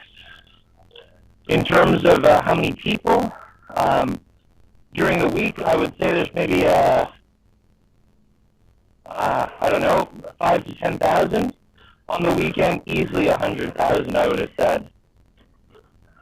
What happened to these figures of 50, 60, 70, even 100,000 trucks, not just from Canada, but maybe 10 or so thousand coming over the border from the States? What happened to those figures? Where are they? Well, so I mean, I don't know everywhere, but I did take a drive yesterday to a couple of spots where I heard a lot of the trucks were being put, because there's just no space for them in the city, right? So there's one stadium around one part of the city where the whole parking lot is being used for the truckers. I'm not sure how many are actually there, but it was full, and it's a baseball stadium. So that gives you an idea, and my understanding is Baseball in the stadium. outskirts of the city. Pardon? Baseball stadium. Yes. And it's the parking lot for the baseball stadium, which is a lot bigger than the baseball stadium. Oh, yeah, exactly. I'm not sure if they're in the stadium itself. I didn't go in, I just took a drive around. But the parking lot was full, and my understanding is that's just one location where they're parking. So, you know, basically they just need to, they need to take places, right? They need to put their trucks places, So they're able to get in the city unhindered, or what? I'm not sure. What I can tell you, though, is that on the first day, on the Friday night and Saturday, a whole bunch were able to make it in, and then the police kind of started blocking a bunch of roads and redirecting them back out of the cities. So I think basically the ones that have made it into the downtown core are the only ones that'll be here. As I said, it's probably about 200. That's in Parliament Square, as it were. That's outside Exactly. the Parliament building in Ottawa. Right, okay. Exactly. Parliament Hill. Parliament Hill. So it's about like that whole stretch of road is blocked off, and a number of the roads leading to it are blocked off, and then other roads are open. And my understanding is they don't want to stop the city from operating. They want to stop Parliament from operating. Okay, here, I'm just coming into it now. Let me see if I can get the camera on. I just want to say, while you sort that out, I know Parliament Hill in Ottawa. I've been there. I've been in the Parliament building, and it has to be said, I don't think you could fit more than a couple of hundred big rigs, or whatever they call them, long haulers, in that particular area. So whilst 200 itself, but you say 100,000, Mr. J, coming in at the weekend into that area. Again, that's a lot of people for. I would say it was something along those lines. Okay. It was really, really busy. And then apparently this Saturday is going to be bigger because a bunch of people who are just going to protest that are not truckers are going to be coming in for Saturday. Okay, we're getting your pictures here. We're getting your pictures coming through. This is fantastic to see that. Oh, God bless you, Mr. J. I'm really, really pleased to be able to see some of this. It's not just Ottawa, as I understand it, but what's going on the border with the US? I heard that they sent the Trudeau's mob or whatever had sent in a SWAT team to disperse the truckers who had blocked the border. What is the deal? So I'm not sure exactly how things happen because I think they're evolving quite quickly over there. But basically, a bunch of truckers went in solidarity with the ones that are here to the border of Alberta and the U.S. And they had since then blocked those entry points. And standoff ensued. And then, again, I'm not sure, I haven't verified this, but my understanding is that they had, oh look here, they're playing hockey. Hey, they're playing hockey, playing ice hockey on Parliament Hill. Yeah. They're taking a break, it looks like, but they will be playing. So they sent in the SWAT team, and it became a big standoff. And then apparently farmers came to support the truckers, and the farmers started driving their rigs around the police vehicles to support the truckers. Really? And the police let them do that? Yeah. Well, I don't know if let is the right word, but it happened. Because the police are in such a peculiar position, just to give everybody a brief update on what's going on with the latest nonsense in Spain, where I am. A couple of days ago, the government decided to pass a new law saying that everybody, if they go outside, they have to wear a mask. So whilst you've got a whole bunch of countries, Scandinavian countries, for example, are saying, enough's enough, it's all good. It's winter, it's flu season, get a life. Instead of that, the government here, for example, is saying, you know what, I think you better wear a mask. We'll make it law. And the only reason that they can make it law was because they lopped the legislation onto another law, which was all about pension reform. It was about giving pensioners a few more quid in their pocket, and because the government, it's a coalition actually, because none of them have got full majority support or what have you, because quite rightly Spaniards don't trust any of them that much, and so they're cobbled together coalition, nonetheless comprised of a whole bunch of folks who, guess what, they wanted to give this, and also largely socialist, and so they had to show their demographic, their constituency or whatever, that yes, they are of these colours, and therefore they will vote for those pension reforms. But on the side of that, it's got this mask law. You have to go out. I went out actually last night and had a wander up where I am here to see what people were doing, and I'm so glad to be able to report that very few people were wearing masks. And when I saw a police car approaching me, I was not wearing a mask, and the police car drove straight past me, didn't stop me or anything else. My point to you, Mr. J, is I have to say I feel rather sorry for the police having to police this crap. Yes, well, I mean, from my experience, I've spoke to a number of police officers. Most are really quite in good spirits. And I mean, I don't know if I would go as far as say they're enjoying it. I think some are, but most, I think, are quite. I think they like to see this happening, even though they are not allowed to participate. And so far, since Saturday, when basically everything was kicked off, there's been no violence and no major injuries, as far as I know. So, you know, it's completely opposite of all of the. Well, yeah, exactly, because Trudeau. No, I mean, I saw him come out on his cottage the other day or whatever, where he's got Coward 19 or whatever it is, and he was telling us what a bunch of, you know, hateful, xenophobic, racist, flag wielding Nazi thugs that they all were. What is the truth of that? Because clearly, I mean, you know, you've got to trust your leader, no?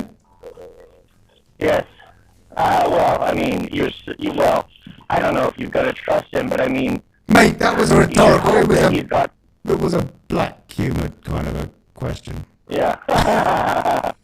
I mean, basically, I think Trudeau is all scripted. I don't think he has any ability to think for himself. Unfortunately, I think basically, I think Jordan Peterson said it quite well. He follows an ideology, and anytime he needs to make a decision, you plug in the ideology, and that is his answer. Does he follow an ideology, or does he follow, I don't know, Klaus Schwab? He was schooled by Klaus Schwab, wasn't he? He went to that globalist leaders school thing that Schwab runs, the West bloke. Tell me, is he more scared of the likes of Klaus Schwab and this Great Reset agenda than he is of his own demographic, of the people that actually somehow apparently reportedly allegedly gave him power?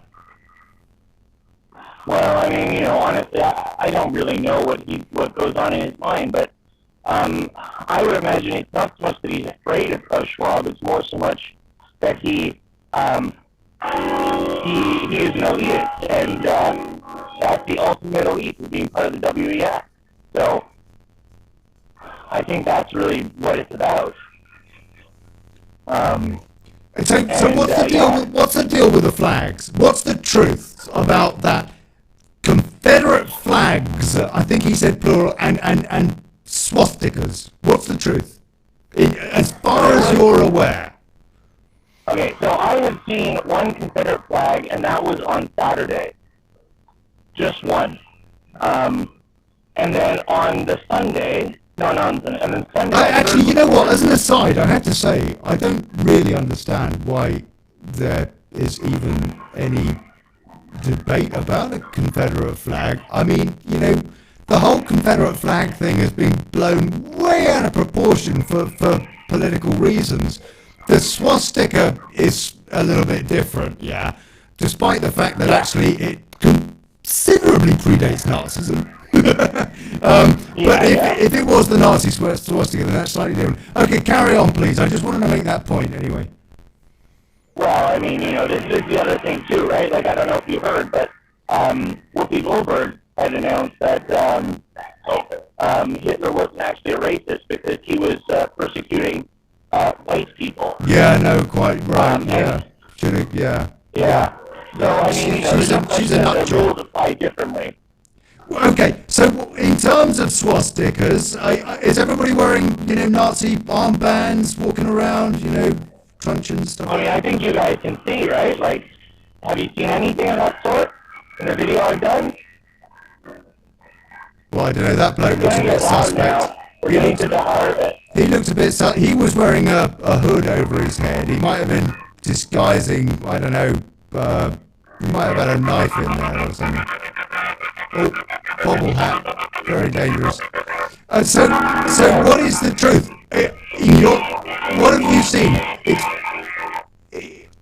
So this is what I know of, okay? That there was a person that arrived in full kind of Nazi paraphernalia, and basically the protesters booed him out. They booed him out of the protest, and he left. That's my understanding. I've never heard anything of him coming back. Yeah. Here we go! We're getting the passion! Mr. J is getting into the heart of Parliament Hill now, and we're hearing... So, are they sitting today in that Parliament building, Mr. J, or are they zooming in? Hold on. Look actually decorated. As you can see, it does not look decorated at all. No, looks fine to me. Got some flowers under it.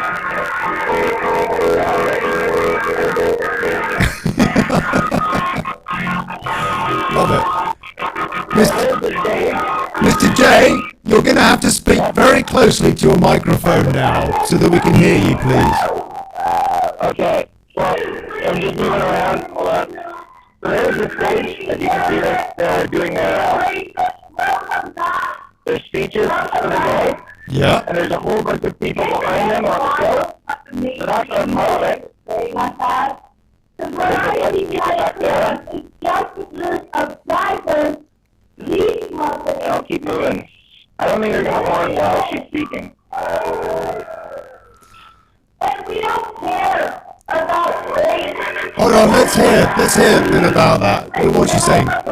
We don't care about race, she said. We just want our freedom.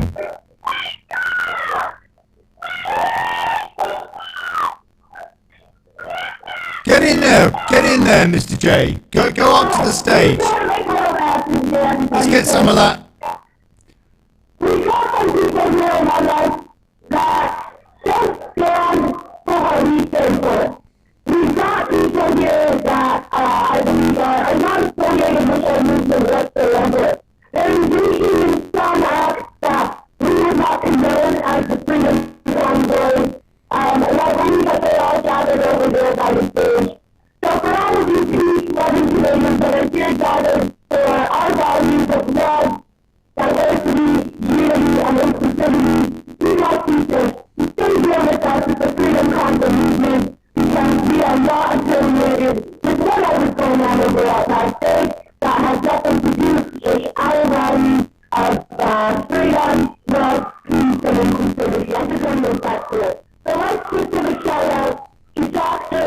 Barry Engelmeyer, who is an amazing physician and a biomedical ethics expert who has come here and honored us on stage to talk about his style of authority.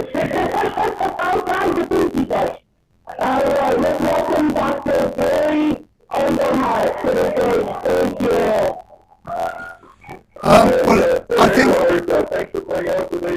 Well, I think their audio is almost as bad as mine, and so if you're watching this on Facebook or whatever with the pre-existing sound conditions that this show has, then your mind must be exploding. It will be better on revolution.radio, Studio A people.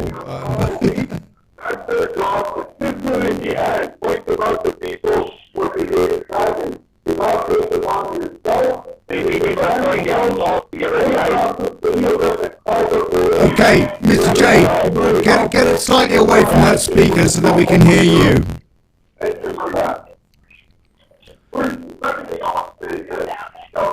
Give us. So how many people? How many people? Clearly the people that are there are passionate and all the rest of it, but I have to say it doesn't look like a representative proportion of Canadian society, Mr. J. I wish the hell it was. Hey, Mr. J. Yes, I didn't hear your question. Okay, I guess I want to see it absolutely rammed to the rafters. That's going to be this Saturday. Right. I mean, the thing is, right, like, a lot of people came into the city last Saturday, and they will again. I think a lot of people here are looking at this as a marathon. Yeah. And you don't want to throw all your energy out at the beginning, because they want to be prepared to stay here as long as it takes. You've got a good point. So if that's the point, you need to endure. It's not about doing doing one big flash in the pan. Okay, I want to bring Bill into this and get his opinion on what you just said in relation to Brexit, because we had various demonstrations, protests, and all the rest of it, and indeed we have over this Corona scam. But they are, one day, people turn up, they do a fantastic job, but then they go home and the government carries on as normal. Bill? Yeah, because unless you're in the midst of a full-scale revolution, people have to go to work. And I think one of the things I heard the lady on the stage saying as well, which is another issue you have with protests, is that you say there were some people doing things they didn't want to be associated with on the other side of the square, which is, if you like, a false flag, or it could just be people who get carried away. And therein lies the danger, because you present your opponent establishment with a stick to beat you with, to say, oh, these are extremists, and you don't want to be like that. So I think what they do, I think what Mr. J said is right. It's a marathon now, and if they're going to keep this going, they're going to have days where there's less people than others. But as long as they have peaks, maybe on weekends or on certain days where people get off, then it's going to make a lot of sense. And I also think what you said about the Confederate flag, that's been demonised ridiculously. It doesn't necessarily mean all of the hateful things that have been said about it. It's basically a revolutionary protest, isn't it? It doesn't necessarily have to mean racism and all the rest of the horrible things that put to it. But yeah, I it's great to see, and I'm really grateful to Mr. J for his on-the-spot reporting. It's lovely to see this going on. Yeah. God bless you, Mr. J. Thank you. Thank you so much. Thank you. Yeah, you're welcome, guys. I don't know what... glad that people can see it. Yeah, no, it's awesome. I mean, it's great to see. But so, if you got any other news to compart, one thing that I thought was a cracking piece of news, I think it was yesterday, maybe it was the day before, is it the premier, basically the top honcho bloke in Quebec has reversed, he's U-turned on that tax legislation. Yeah, he about a month ago, or in January anyway, he said anybody who hasn't quaxed is going to get taxed, and he's backtracked, hasn't he? He's now said, oh, you know what? Actually, we're not going to do that. Why? Yeah. Because it's based on science. Sorry. Basically because public opinion is turned against him. And so that's why he stopped. See what people are showing. Yeah, I mean, that's basically it. This whole pandemic has been based on public opinion. It has not been based on science. And so it's the response of these governments, right? And they were going to continue to push different mandates forward if they could get away with it. And they were not getting, and they're not getting away with it right now. So that's the whole thing. That is the curious thing about this. I want to hear your opinion. I want to hear Bill's opinion. I want to hear President Jeff's opinion too. I want to hear what people have to say about this. It seems to me that what we've seen with this, the Freedom Convoy in Canada is a direct result of Trudeau trying to ram raid it. Well, he did. No, he didn't just try. He succeeded in getting this law that said that all truckers that went over the border to the States and then they subsequently would come back, they have to be vaccinated, yeah, they have to have this damn thing, and that was like the straw that broke the camel's back. Is this going to be the thing that we look back on in the future as the turning point in this whole horrid, tyrannical situation that we've seen, this escalation over the last 18 months, 2 years? Well, I mean, who's to know, right? We can only hope that this becomes one of the the crucial moments where things started to change. And I do think that is true. In Canada, our Conservative Party has just decided to vote out the leader of the Conservative Party. O'Toole is gone. Exactly. O'Toole, actually. No. Why? Why have they got rid of him? Because he was in full support of the mandate and would not openly support the Freedom Convoy. What an idiot! That's my understanding. Yeah. They're all cut from the same cloth, Bill. Yeah, they are. And it's encouraging to see that one of them is actually being kicked out. Yeah. And I hope that, actually, you talk about, let's hope this is a turning point. If, a couple of years ago, something like this, I'd have thought, no, it won't be. But if you look at, perhaps from a different perspective, what's happened with the Black Lives Matter with the kneeling, the effect that something that started on a fairly small scale in America at a few sports events, the effect that that's had on the world that we live in, whether or not we agree with this or not, I'm talking about the principle of it spreading like wildfire. Yeah.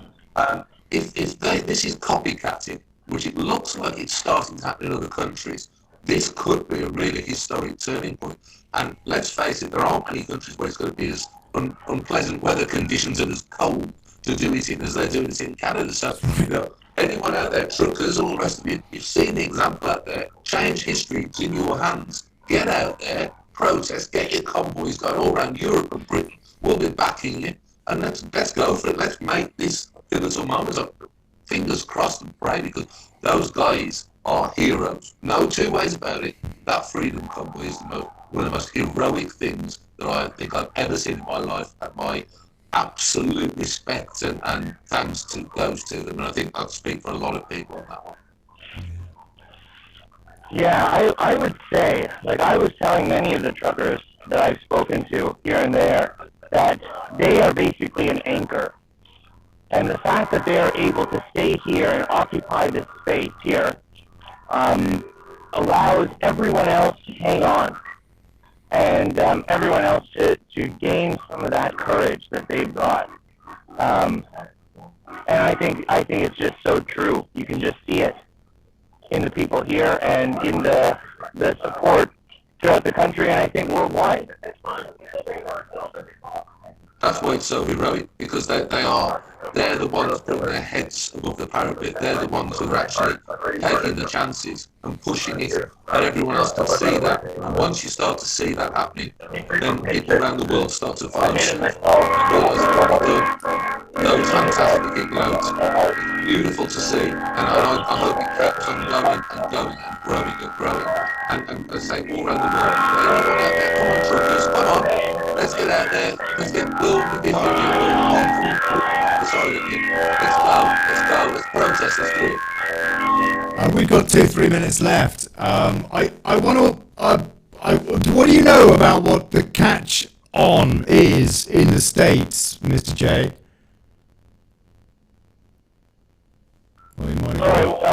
What's going on in the U.S.? Yeah, as I understand it, I mean, there's loads of stuff. I looked on Facebook, for example, before the show today, and there must be 7-8 groups, all about truckers, convoys, just in the UK. Actually, you know what? I have to say, unfortunately, there will be 1 or 2 people, as usual, taking advantage of the situation and maybe raising money for themselves and all the rest of it. That is an unfortunate side effect of everything that happens in life. But nonetheless, that is not to diminish the awareness that's being created, for crying out loud.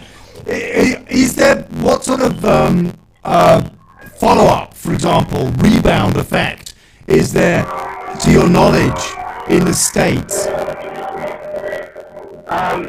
So my understanding is that they are starting to organize as well, and their goal is to set up a convoy for March 1st, so a month from now, with the idea that people will go from all the states across the country to Parliament, to their White House. Yeah.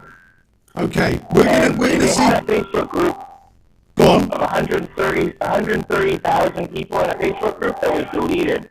So the censorship is ramping up. Yeah, no, they apparently Facebook deleted something like 450,000 accounts over the last couple of days or something, and they've lost a share value of something like 25%. That's what I heard. Yeah. Yes. Anyway, we're nearly there. God bless you, Mr. J. Thank you so much. You've been patiently waiting in the wings, Predator Jeff, can you hear us? Yeah, Ollie. All right, mate. Man, just tell me, very briefly, are you not excited? Oh, loving it. It's like the good old days with the film Convoy, isn't it? What's that movie? Smokey and the Bandit, mate. Oh, yes. Gotta be done, mate. It's like Clint with the orangutan. That was what my little pink corner. Oh, look, okay, that's it. We're over. And this way you can, will. God bless you, Predator Jeff. Thank you so much. I'm sorry I didn't put you on before, but man, Mr. J, thank you so much for that on the ground. Bill, awesome. God bless you, mate. I'll see you next week. This has been Daily Chaos. I'm Olly Connelly. Ciao, here's to us, and TRUCK PLUTOCRACY.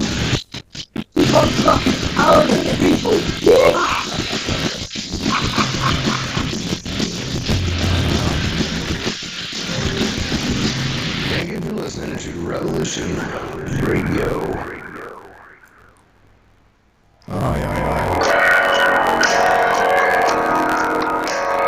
Join me at Revolution Radio, Studio B.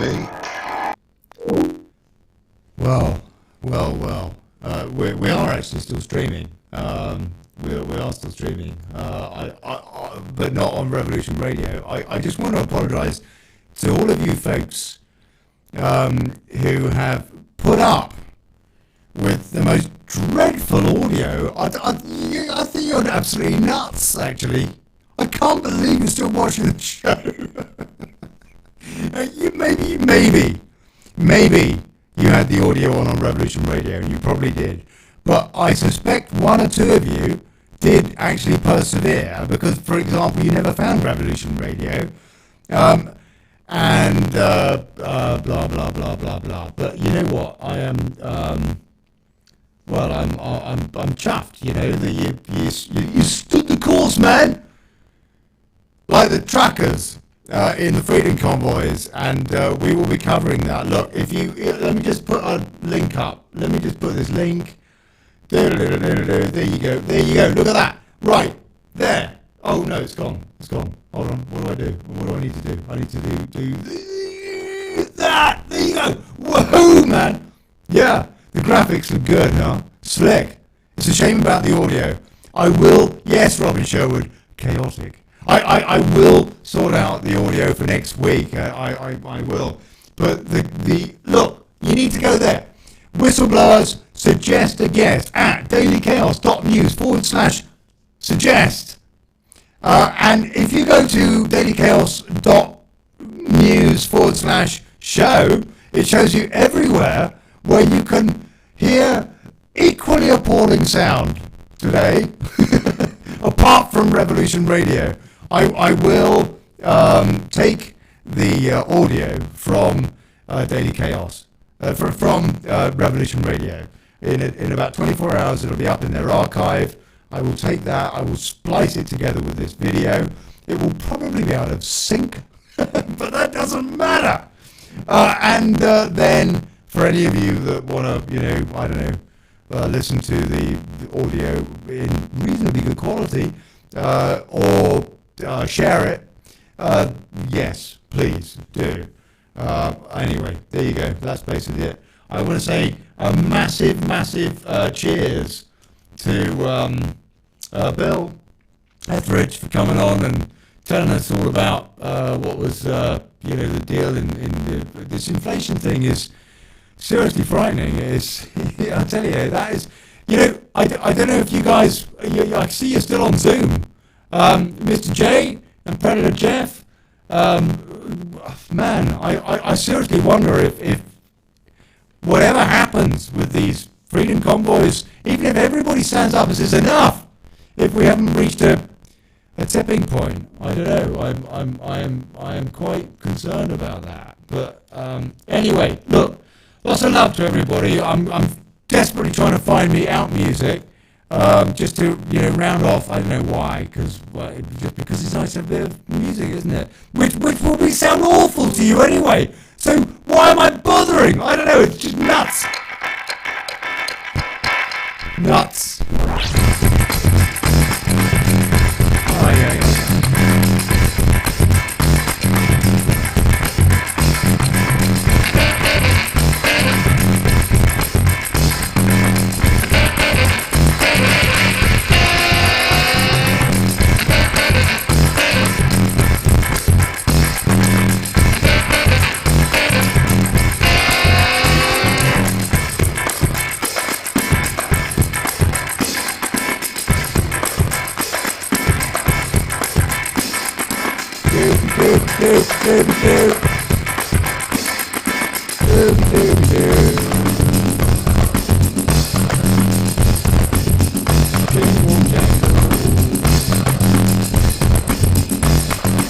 Jingly jangly.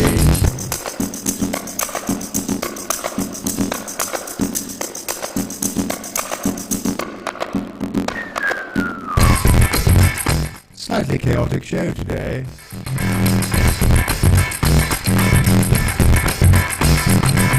Yeah, big cheers everybody. God bless you. Here's to us and truck up plutocracy. See you next week.